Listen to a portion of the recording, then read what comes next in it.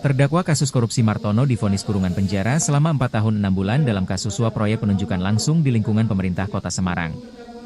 Mantan Ketua Gapensi Kota Semarang itu terbukti melakukan tindakan suap kepada mantan Wali Kota Semarang Hefearita Gunariyati Rahayu atau Mbak Ita dan suaminya Alwin Basri.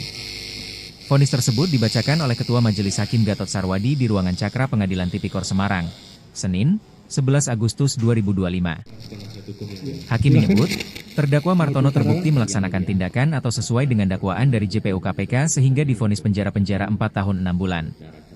Namun, vonis tersebut masih lebih rendah dari tuntutan jaksa KPK yakni 5 tahun 2 bulan.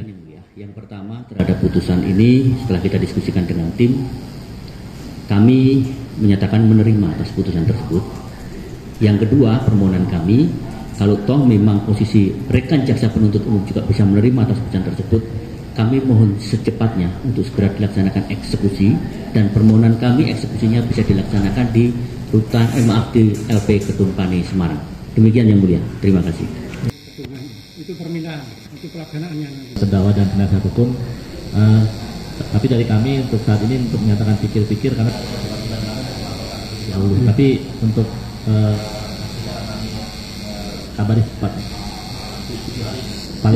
paling lambat Kalau saudara 7 hari nggak menyatakan ya dianggap sudah terima, nggak ada.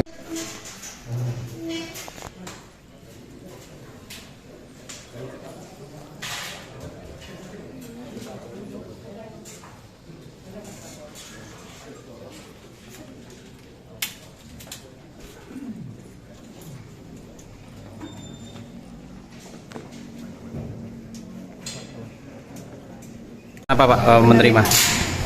banyak hal yang perlu dipertimbangkan oleh Pak Martono karena proses menghadapi proses hukum seperti ini cukup melelahkan buat beliau. Ya, yang kedua kan beliau kepengen segera move on, menjalani prosesnya.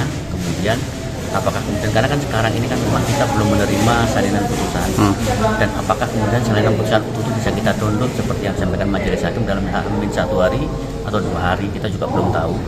Biasanya juga cukup lama waktunya. Jadi ini kita dipelajari berikutnya setelah kita dapat salinan putusan. Tentu upaya hukum kan kita untuk banding dan seterusnya kan sudah tertutup.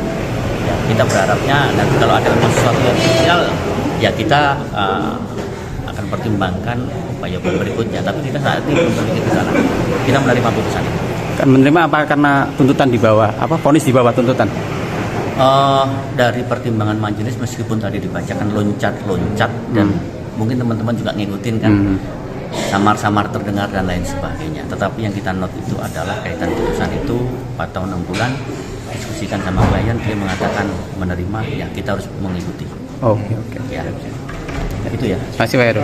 Ya. 5 tahun 2 bulan. 5 denda 200 juta, subsidinya 2 bulan, mau ganti sama 145 juta. Intinya yang berbeda sedikit aja kan, tapi intinya kita harus dilakukan. Ya, sekarang lakukan dulu. Langsung sih jauh berbeda dengan tuntutan kita, tapi tetap harus kita lakukan. Nanti pikir-pikir ya, artinya menunggu laporan dari pimpinannya nanti seperti apa, baru disampaikan. Insya Allah secepatnya lah kita